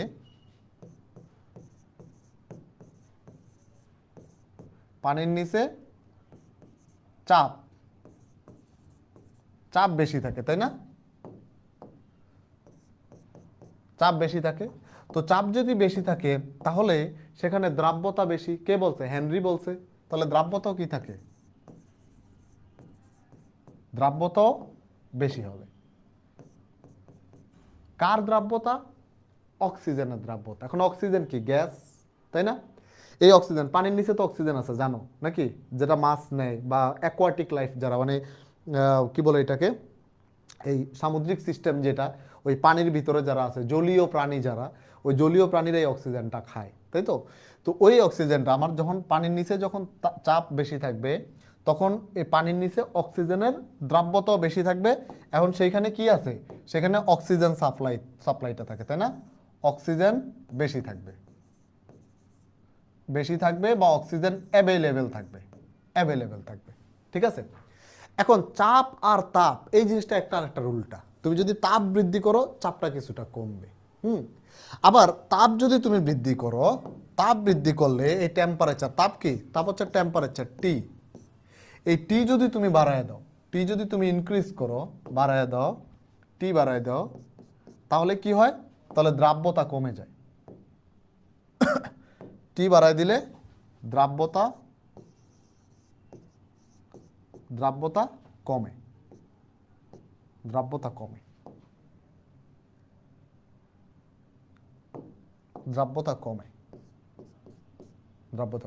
তাহলে পানির নিচে তখন অক্সিজেনের কি অবস্থা হয়? পানির নিচে অক্সিজেন ঘাটতি দেখা দেয়। আচ্ছা, ব্যাপারটা কি এবার ক্লিয়ার করি। ব্যাপারটা হচ্ছে পানির নিচে নরমালি কি হয়? চাপ একটু বেশি থাকে, একটু বেশি থাকলে ওইখানে ইজিলি অক্সিজেন দ্রবীভূত থাকতে পারে। এবং পানির নিচে একদম নিচে যে মাছগুলো থাকে, নিচু স্তরে, তোমরা কৃষি শিক্ষায় এগুলো পড়তে পারো যে পানির মধ্য স্তরে কোন মাছ থাকে, নিচু স্তরে কোন মাছ থাকে। ওই যে গ্রাসকার, মৃগেল, কিছু মাছ আছে, আমি ছোটবেলায় পড়ছিলাম, মনে নাই, যারা পানির নিচু স্তরে থাকে। তো এরা যখন নিচে থাকে তখন যেটা হয় যে চাপ বেশি, দ্রাব্যতা বেশি, অক্সিজেন আছে, সমস্যা হয় না। কিন্তু যখন গরমকালে যখন তাপ দিতেছো তুমি পানির নিচু স্তরে, সেইখানে দ্রাব্যতাটা কমতেছে। আমি এখানে দ্রাব্যতা বেশি দিছি কেন? দ্রাব্যতাটা কমবে, এটা কম হবে, এই দ্রাব্যতাটা কমবে, তো কমলে কি হয়? যে পানির নিচে অক্সিজেনের ঘাটতি দেখা যায়। তখন মাছগুলা কি করে? মাছগুলো আস্তে উপরে চলে আসে, উপরে চলে আসলে সানলাইট আছে, উপরে অক্সিজেন মোটামুটি আছে, হ্যাঁ, অক্সিজেন মোটামুটি সাপ্লাই আছে, তখন এরা এসে দেখবে যে এরুম এরুম এরুম এরুম করে। অর্থাৎ ওদের যে অক্সিজেনের ঘাটতি আছে এটা বোঝা যায়। তুমি আমি দেখলে হয়তো খুব মজায় আছে, এরা এখানে খেলতেছে, এমন এমন করে একজন আরেকজনকে ডাকতেছে, আসলে না, পানির নিচে হচ্ছে অক্সিজেন ঘাটতি আছে, এরা উপরে চলে আসে পর্যাপ্ত অক্সিজেন নেওয়ার জন্য। ঠিক আছে, বুঝতে পারছি বিষয়টা?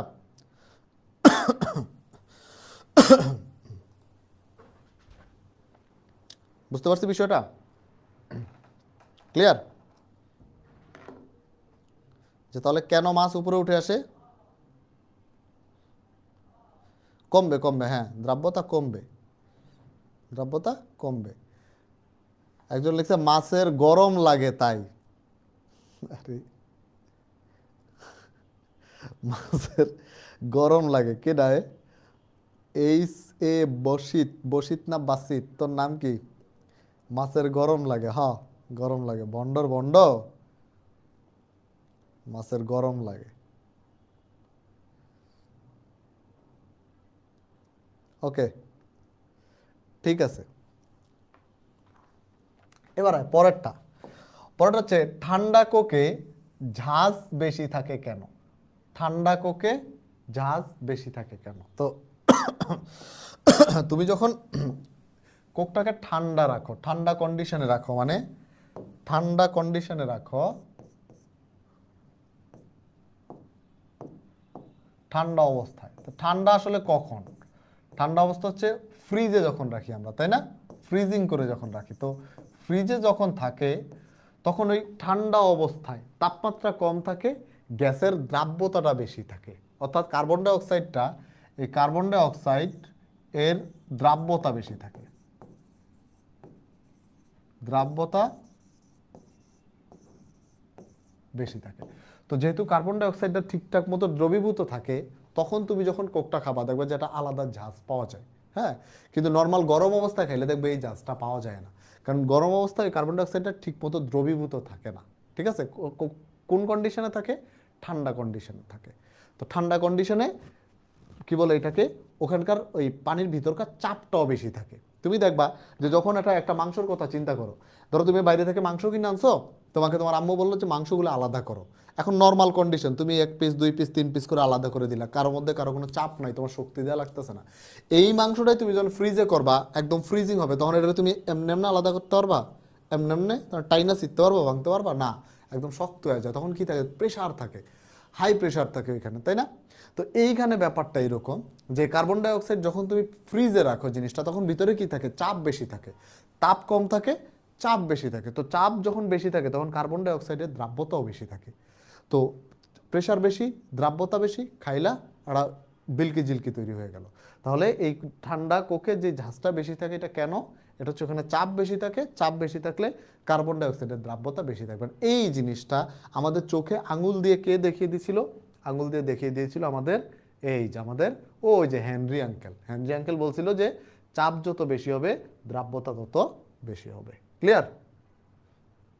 ওকে, তো এরপরে আমরা যাব হেনরি আঙ্কেলের লাস্ট আরেকটা, সেটা হচ্ছে ডুবুরিরা হিলিয়াম ব্যবহার করে কেন?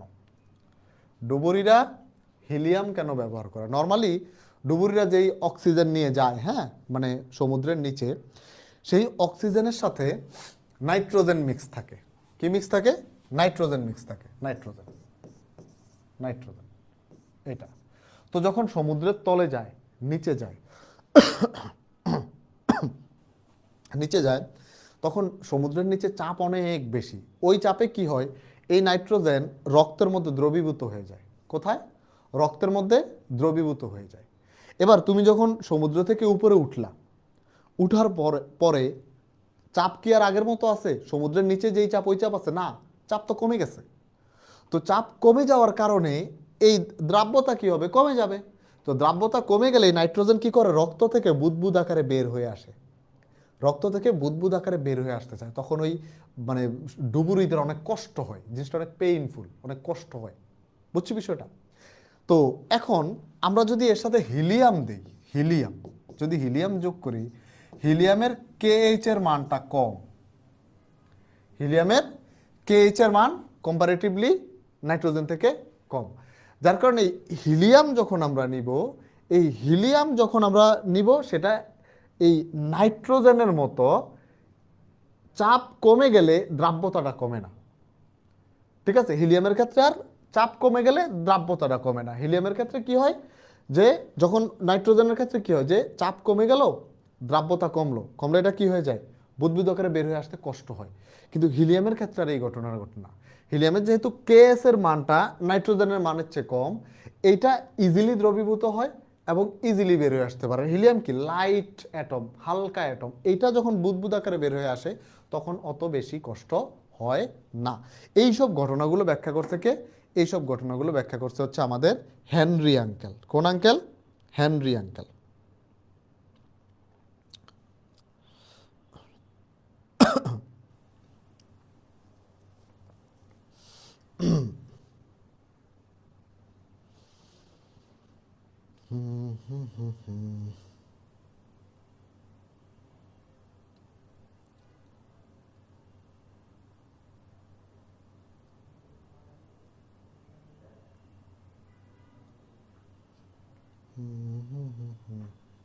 বুঝছি? ক্লিয়ার?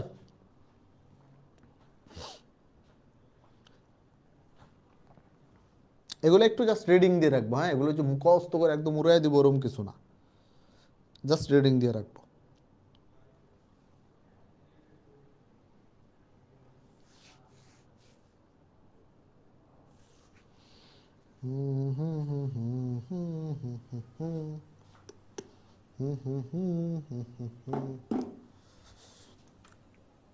সবাই বুঝছি?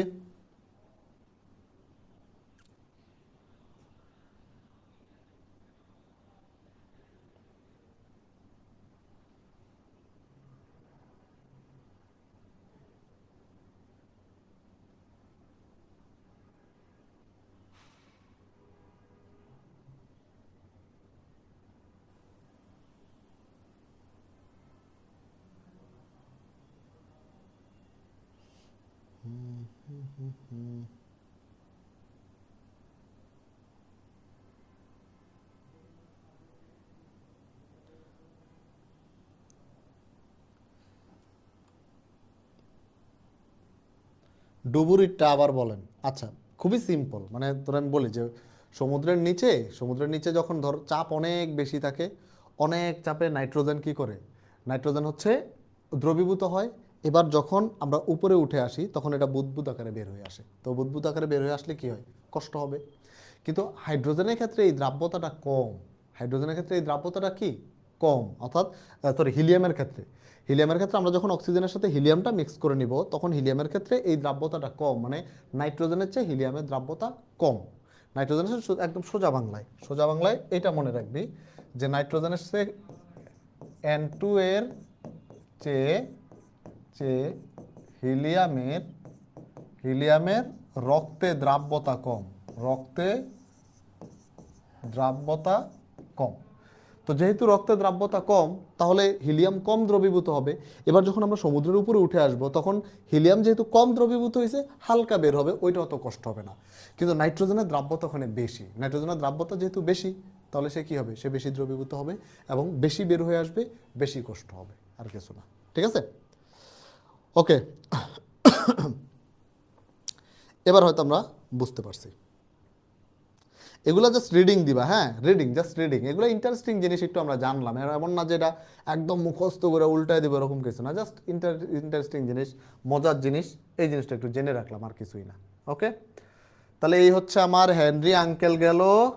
হেনরি আঙ্কেলের পরে এইবার আমরা একটু দ্রাব্যতার একক নিয়ে কথা বলবো, তারপরে আমরা দ্রাব্যতার ম্যাথে যাব। তো আজকে ম্যাথে যাব কি যাব না সেটা আগে একক নিয়ে পড়াশোনা করে তারপর বলতেছি। প্রথমত দ্রাব্যতা আমরা কিভাবে নির্ণয় করব, এখানে আমরা এই সূত্রটা ফলো করব। S ইকুয়াল টু এই ছোট হাতের m বাই বড় হাতের m ইন্টু 100। এই সূত্রটা আমরা ফলো করব দ্রাব্যতা নির্ণয় করার জন্য। এটা এইখানে এই এস কি, এস হচ্ছে সলিউবিলিটি, যেটা বাংলা দ্বারায় দ্রাব্যতা। ছোট হাতের এমটা কি, ছোট হাতের এমটা হচ্ছে দ্রব, অর্থাৎ যেটা আমরা যোগ করব। ঠিক আছে, বড় হাতের এমটা কি, বড় হাতের এম হচ্ছে দ্রাবক, যেইটাতে যোগ করব। আর 100 কি, 100 হচ্ছে একটা নাম্বার।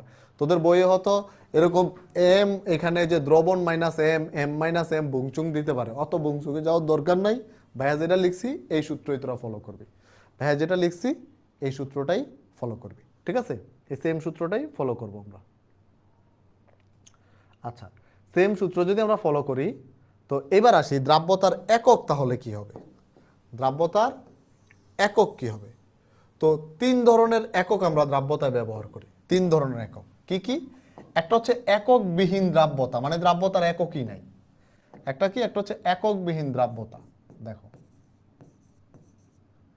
একক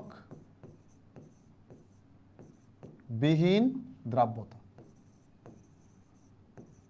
এটা আসলে একক বিহীন না, একক আছে কিন্তু কাটাকাটি যায়। সেটা কেমন, মনে কর তোকে বলল যে 20 গ্রাম সোডিয়াম ক্লোরাইড 80 গ্রাম পানিতে, 80 গ্রাম পানিতে আছে। ঠিক আছে, তাহলে এখানে দ্রাব্যতাটা কি হবে, এই দ্রাব্যতাটার একক কি হবে, 20 গ্রাম, উপরে কি আছে সোডিয়াম ক্লোরাইড 20 গ্রাম, এটা কি গ্রাম, নিচে কিসে দিছস তুই, পানিতে দিছস, তাহলে এটাও কি গ্রাম। কত গ্রাম, আচ্ছা 100 গ্রাম বলি, 100 গ্রাম, 100 গ্রাম পানিতে। তাহলে এই 20 গ্রাম সোডিয়াম ক্লোরাইড তুই কোথায় দিছিস, তুই দিছিস হচ্ছে 100 গ্রাম পানিতে। তো এইটার এককটাই এটা, গ্রাম পার 100 গ্রাম, গ্রাম পার 100 গ্রাম। অর্থাৎ এইখানে দ্রাব্যতার সংখ্যাটা হচ্ছে যে 100 গ্রাম দ্রাবকে যত গ্রাম দ্রবীভূত আছে সেটাই তার দ্রাব্যতা। 100 গ্রাম দ্রাবকে যত গ্রাম দ্রবীভূত আছে সেটাই তার দ্রাব্যতা। তাহলে এখানে কি গ্রাম পার 100 গ্রাম। তো গ্রাম গ্রাম যদি কাটা যায় কোনো একক থাকবে কি, কোনো একক থাকবে না। তাহলে এখানে লাইনটা কি, এখানে লাইনটা হচ্ছে 100 গ্রাম দ্রাবকে, 100 গ্রাম দ্রাবকে যত গ্রাম দ্রবীভূত আছে, দ্রবীভূত থাকে। সেটাই কি? সেটাই হচ্ছে তার দ্রাব্যতা। যেমন এখানে সোডিয়াম ক্লোরাইডের দ্রাব্যতা কত? সোডিয়াম ক্লোরাইডের দ্রাব্যতা হচ্ছে 20। কারণ কি? কারণ 100 গ্রাম পানিতে 20 গ্রাম সোডিয়াম ক্লোরাইড দ্রবীভূত আছে। তুই যদি এই সূত্রে মান বসায় দেস, দেখ দ্রব হচ্ছে সোডিয়াম ক্লোরাইড কত? 20 গ্রাম। এখানে যদি 20 বসাই, দ্রাবক হচ্ছে পানি কত? 100 গ্রাম। এখানে যদি 100 বসাই, তাহলে 100 কাটা গেলে কত থাকে? 20 থাকে। তো 20 কে S = 20, মানে দ্রাব্যতা 20। তো এককবিহীন দ্রাব্যতা বলতে আমরা বোঝাই যে 100 গ্রাম দ্রাবকে যত গ্রাম দ্রবীভূত আছে সেটাই। তো উপরেও গ্রাম, নিচেও গ্রাম, গ্রাম গ্রাম কাটা গেলে এখানে আসলে কোনো একক থাকে না, অর্থাৎ এই দ্রাব্যতার কোনো একক লিখতে হয় না। ঠিক আছে? এরপরে কি আসে? এরপরে হচ্ছে গ্রাম পার লিটার। এরপর হচ্ছে গ্রাম পার লিটার, বা এটাকে এইভাবেও লেখা যায় গ্রাম পার লিটার। অর্থাৎ 1 লিটার দ্রাবকে কত গ্রাম দ্রবীভূত আছে? 1 লিটার দ্রাবকে কত গ্রাম দ্রব আছে? 1 লিটার দ্রাবকে 1 লিটার দ্রাবকে যত গ্রাম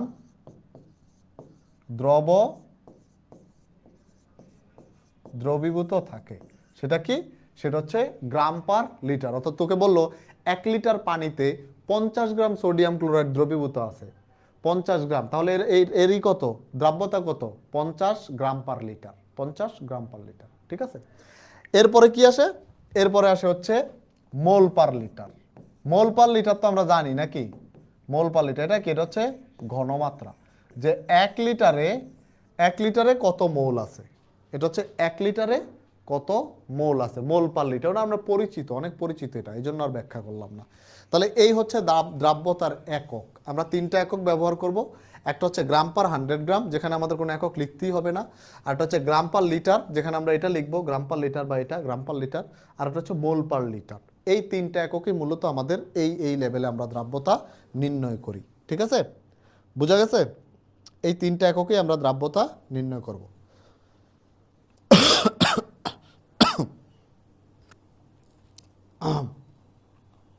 ক্লিয়ার?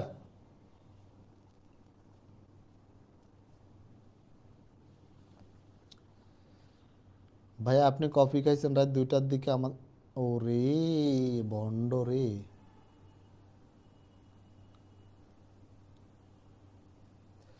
দুই দিন আগে কোর্স কিনছি, এখন লাইভ ক্লাস করব নাকি আগের ক্লাসগুলো? আচ্ছা, দ্রাব্যতা যেহেতু একটা টপিক, এখানে আগের ক্লাস বলতে প্রথম ক্লাস থেকে এখন আর করার দরকার নেই। দ্রাব্যতার আজকে কয় নাম্বার ক্লাস? 2 number class. তুই দ্রাব্যতার প্রথম ক্লাসটা কর, আজকেরটা কর, পরশু থেকে 3 নাম্বার ক্লাসে জয়েন কর। ওই শুরুর যেই 10-15টা ক্লাস, 20টা ক্লাস, ওগুলো করার দরকার নেই। ওগুলা আপাতত না, ওগুলা ধীরে ধীরে রেকর্ডেড করবি। কখনোই লাইভ ক্লাস মিস দেওয়া যাবে না।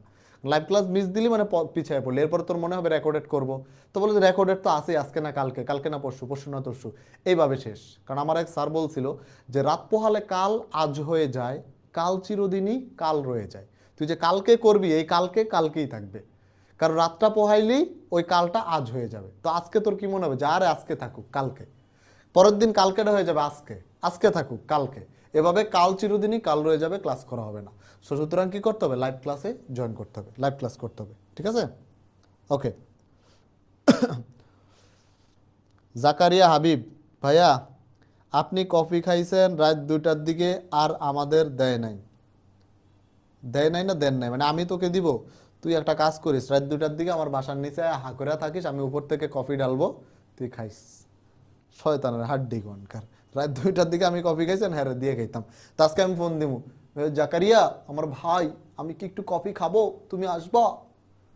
বন্ডর বন্ড, এই তুই তো করে আমার মন চাই কি সামনে বসায় পড়াইতে, ট্রস ট্রস করে ঠাস ঠাস করে দিব গালের মধ্যে, তারপরে যে কানের নিচে কান আর গাল মিলিয়ে টাস টাস করে দিলে দিব আর পড়াবো। কি মজা লাগতো আমার, কি শান্তি লাগতো।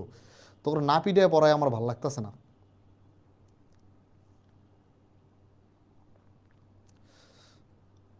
ওকে, যাই তাহলে।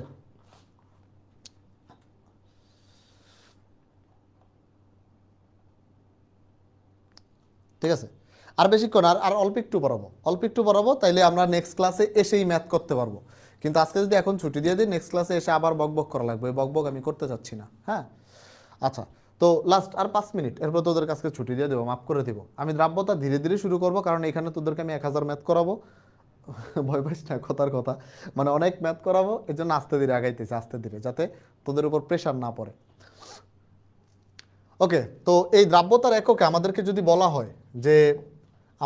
বলা হয় যে দ্রাব্যতার এককে রূপান্তর করতে, তাহলে আমরা কি করব, সেটা কি একটু ধৈর্য ধর বলতেছি।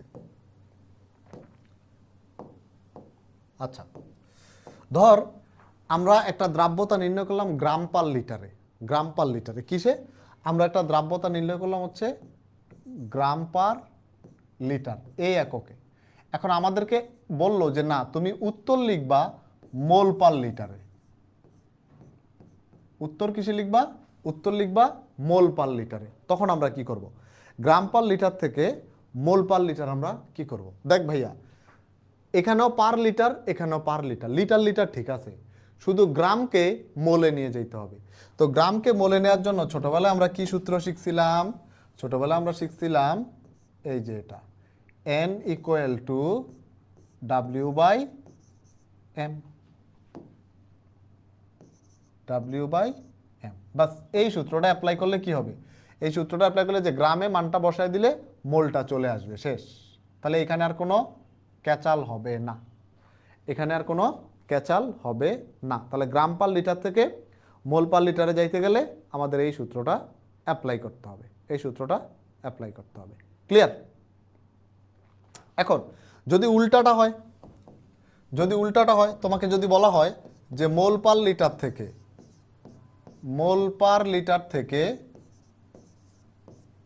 গ্রাম পার লিটারে যাইতে, মোল পার লিটার থেকে গ্রাম পার লিটার, তাহলে তো একই ঘটনা, একই সূত্র। জাস্ট আমরা কি করব, কারণ লিটার লিটার সেম আছে, আমরা এই যে n ইকুয়াল টু কি W/M, এখন মোলকে কিসে নিব? গ্রামে নিব। তাহলে গ্রাম W equal to n into M, শেষ। খুবই সিম্পল, এটাতে কোনো ক্যাচালি নাই, কোনো ঝামেলা নাই, রিল্যাক্স। কিন্তু যদি এরকম বলতো, ধর আমরা একটা দ্রাব্যতা নির্ণয় করলাম হচ্ছে গ্রাম পার 100 গ্রামে, এই যে গ্রাম পার 100 গ্রাম এই এককে। এখন আমাদেরকে যদি বলে যে এইটাকে তুমি মোল পার লিটারে নিয়ে যাও, গ্রাম পার 100 গ্রাম, এটাকে তুমি কোথায় নিবা? এটাকে হচ্ছে তুমি মোল পার লিটারে নিয়ে যাবা। তাহলে আমাদের সূত্র, ছোটবেলায় আমরা একটা সূত্র শিখছিলাম এরকম, যে W ইকুয়াল টু SM/V/1000, এটা শিখছিলাম না? তো এখান থেকে আমাদের কি বের করা লাগবে? এই যে এসটা বের করা লাগবে, S equal to W into 1000 divided by MV, এইটা। এই সূত্র অ্যাপ্লাই করে আমাদের কি করতে হবে? আমাদের এই গ্রাম পার 100 গ্রাম থেকে মোল পার লিটারে যাইতে হবে, গ্রাম পার 100 গ্রাম থেকে মোল পার লিটারে যাইতে হবে, মোল পার লিটারে যাইতে হবে। ক্লিয়ার? আচ্ছা, তো এইখানে একটা ছোট্ট বিলকি জিলকি আছে, ওই বিলকি জিলকিটা একটা উদাহরণ দিলে তোরা বুঝে যাবি। এই উদাহরণটা দিলেই মোটামুটি আইডিয়া হয়ে যাবে যে কেমনে করব। মনে কর তোকে বললো যে সিলভার ক্লোরাইডের দ্রাব্যতা, তোকে বললো যে 20 গ্রাম পার 100 গ্রাম, 20 গ্রাম পার 100 গ্রাম, এটা মোল পার লিটারে কত? মোল পার লিটারে কত? মোল পার লিটার এটা বের করব। তো আমাদের সূত্র কি? আমাদের সূত্র যে এটা S equal to W into 1000 divided by MV। এখন আমরা মান বসাই দিই এখানে, মান বসানোটা ইম্পর্টেন্ট, আর কিছু না। দেখ W কত, এখানে এই 20 গ্রাম পার 100 গ্রাম, তার মানে কি? তার মানে হচ্ছে 20 গ্রাম পার 100 গ্রাম মানে হচ্ছে দ্রব কত? দ্রব যেটা W, এটা কত? এটা হচ্ছে 20 গ্রাম, তাই না? 20 গ্রাম পার 100 গ্রাম মানে হচ্ছে 20 গ্রাম দ্রবীভূত আছে 100 গ্রাম দ্রাবকে, 20 গ্রাম দ্রবীভূত আছে 100 গ্রাম দ্রাবকে। তাহলে দ্রব কত? 20 গ্রাম, দ্রাবক কত? 100 গ্রাম। তাহলে এখানে দ্রাবক দ্রাবক, দ্রাবক কত, দ্রাবক ধর বড় হাতের এম কত, 100 গ্রাম, 100 গ্রাম। তাহলে দ্রবণ কত রে ভাইয়া, দ্রবণ ইকুয়াল টু কি, দ্রব যোগ দ্রাবক ইকুয়াল টু 20 যোগ 100, তাহলে কত, 120 গ্রাম, তাই না? তাহলে দ্রবণ কত, দ্রবণ হচ্ছে 120 গ্রাম, ঠিক আছে, ওকে। তাহলে এইবার দেখ এখানে যদি আমরা মান বসাই, কি ডাব্লিউ, ডাব্লিউ কত, দ্রব, দ্রব কত 20 গ্রাম, 20 ইন্টু 1000 যেমন আছে এমনি, এম, এম কি, এম হচ্ছে সিলভার ক্লোরাইডের ভর। তো সিলভার ক্লোরাইডের ভর কত, সিলভার হচ্ছে 107, আর ক্লোরিনে কত, ক্লোরিন মনে হয় 35.5, তাহলে 143.5 মনে হয়, 143.5 বা 144.5 কিছু একটা হবে, ইন্টু এই যে ভি দ্রবণ, এই দ্রবণ কত হবে, দ্রবণ হচ্ছে 120। এখন তোর মনে হইতে পারে ভাইয়া ভিটা তো দ্রবণ, লিকুইড, এটা তো এমএল এ হওয়ার কথা না, এমএল, তাই না? কিন্তু আপনি গ্রামে লিখছেন কেন? কারণ এইখানে আপেক্ষিক গুরুত্ব ঘনত্ব 1 ধরে নিতে হয়।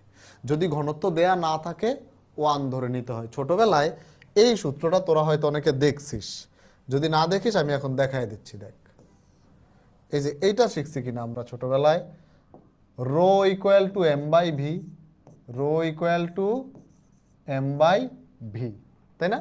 তাহলে ভি ইকুয়াল টু কি, V equal to rho into M. তো এই রো যদি 1 হয়, রো ইকুয়াল টু 1 হলে ভি ইকুয়াল টু এম হয়। তার মানে এইখানে যে 120 গ্রাম এটা কি ভর, এম, এম যদি ঘনত্ব 1 হয় তাহলে 120 গ্রাম এম যা 120 গ্রাম আয়তনতা, ভিওতা, মানে ভি আর এম এর মান তখন সেম হয়ে যায়। তো আমরা ধরে নিছি এটার মান ভি, রো এর মান 1। কোনো ম্যাথে যদি রো এর মান 1 দেয়া না থাকে তখন আমরা এই সূত্র দিয়ে রো এর মান বের করে নিব। মান বের করে নিতে তো আমাদের কোনো সমস্যা নাই, যেহেতু আমরা সূত্র জানি, আমাদের ক্যালকুলেটর আছে, তো প্যারা নাই, কোনো সমস্যা নেই, ঠিক আছে। তাহলে এই সূত্রটা দিয়ে হচ্ছে আমরা গ্রাম পার 100 গ্রাম থেকে মোল পার লিটারে যাব। এইটাই হচ্ছে দ্রাব্যতার এককের বিলকি-ঝিলকি। তো এই জিনিসগুলা আমরা মূলত এখন পর্যন্ত দ্রাব্যতার ম্যাথ করার জন্য এতটুকুতে আসছি। তুই দেখ, তোরা দেখ, আমি আজকে অনেকগুলা ম্যাথ করানোর চিন্তায় আসছিলাম, এই যে দেখ অনেকগুলা ম্যাথ করাবো ভাবছিলাম, দেখছিস, এই যে অনেকগুলা ম্যাথ করাবো ভাবছিলাম, এই সব ম্যাথ করাবো ভাবছিলাম, কিন্তু তোরা যেহেতু শিশু, তোরা অবুঝ, তোরা নাদান বাচ্চা, তোদেরকে একটা জিনিস বললেই তোরা বলিস যে ভাই আবার বলেন, আবার বোঝান। তো এই জন্য ভাবলাম তোদেরকে একটু আস্তে ধীরে বোঝাই। বেসমেন্ট যদি স্ট্রং হয় পরে বিল্ডিং উঠতে খুব বেশি সময় লাগে না, সবসময় এই জিনিসটা মাথায় রাখবি। কোনো একটা চ্যাপ্টার পড়ার সময়, কোনো একটা টপিক পড়ার সময় আগে বেসমেন্ট স্ট্রং করবি, দেখবি সকল বিল্ডিংয়ের আন্ডারগ্রাউন্ডের খরচ হয় সব থেকে বেশি। মনে কর 10 তলা ফাউন্ডেশন একটা বিল্ডিং, দেখবে আন্ডারগ্রাউন্ডে অনেক, মানে অর্ধেক পুঁজি খরচ হয়ে যায় আন্ডারগ্রাউন্ডে। কারণ কি, তোর বেসমেন্ট যত স্ট্রং হবে তুই এটা 10 তলা 20 তলা 50 তলা বানাইতে পারবি।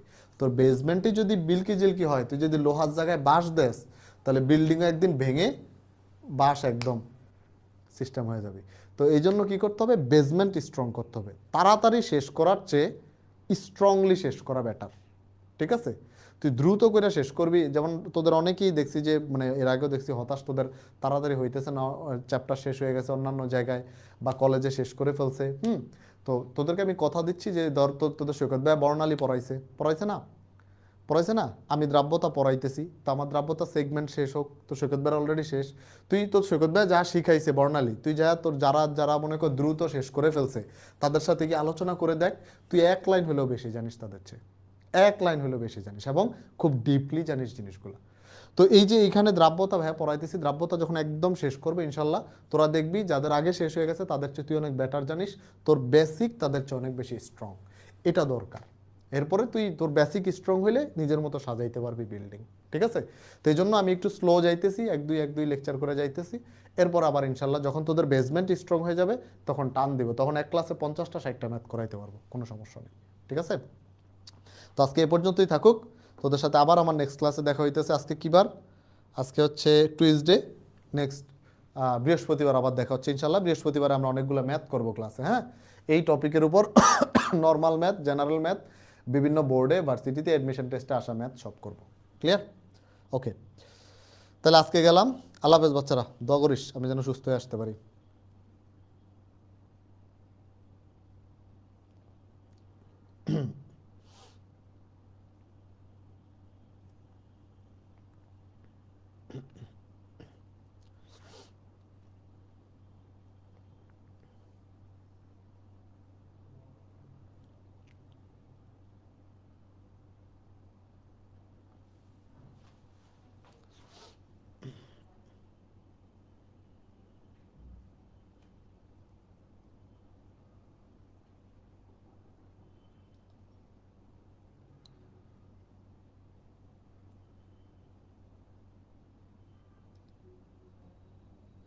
রসায়ন কেমন করলে পড়লে পড়াটাকে ফিল করা যায়? ফিল আসলে ধর আমি ফিল করছি, আমি যখন ঢাকা বিশ্ববিদ্যালয়ে ভর্তি হয়েছি আগে থেকে রসায়ন ভাল লাগতো, সূত্র টুত্র জৈব যৌগটুকু ভাল লাগতো, কিন্তু ফিল যেটা এটা হচ্ছে যখন ল্যাবে গেছি, ল্যাবরেটরিতে গেছি, তখন ধর জৈব যৌগের একটা বিক্রিয়া সারা জীবন শুনছি, এটা আমি নিজে হাতে করছি, তো ওই নিজে হাতে করার যে ফিলটা এটার ব্যাপার স্যাপারে আলাদা।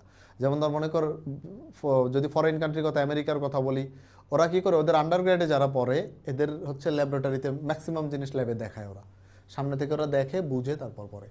তো তোদের জন্য যেটা করতে পারিস, তোরা তো ইউটিউবে অনেক বিলকি জিলকি জিনিস দেখিস, অনেক বুংচুং দেখা সময় নষ্ট করস, নাটক দেখো, সিনেমা দেখো, গান দেখো, এগুলো না দেখে মনে কর একটা টপিক পড়তেছস, এটার দেখবি যে 3D আছে। 3D তুই মনে কর, যেমন আমরা কি পড়াই যে পানির মধ্যে সোডিয়াম দিলে আগুন ধরে, তাই না? পানির মধ্যে পটাশিয়াম দিলে আগুন ধরে, তুই লিখ যে সোডিয়াম ইন ওয়াটার, দেখবি যে বিস্ফোরণ সামনে, তো চোখের সামনে আইতেছে। তো জীবনে একটা বিস্ফোরণ চোখের সামনে তুই যখন দেখবি যে পানির মধ্যে দিছে, সোডিয়াম দিছে, আগুন ধরে গেছে, তোর জিনিসটা মাথায় গেঁথে যাবে। ঠিক আছে? তো ইউটিউবে এরকম মানে 3 ডাইমেনশনাল জিনিস আছে, 3D আছে, লাইভ আছে, এক্সপেরিমেন্ট আছে, এগুলো দেখার চেষ্টা কর, তাহলে দেখবি যে বুঝে যাবি। ঠিক আছে? থিওরি ক্লাস তো আমরা নিতেছি, তো এরকম যদি মন চায় দেখতে, ফিল করতে চাস, এটা যে একদম মাস্ট জরুরি তা না, যদি মনে হয় যে না আমি একটু দেখবো, চোখে দেখবো, ফিল করবো, এটা করা যায়। তবে বেশি ফিল করতে যায় আবার ফিলিংস হারায় ফেলিস না, তাহলে কিন্তু সমস্যা। ঠিক আছে? আল্লাহ হাফেজ।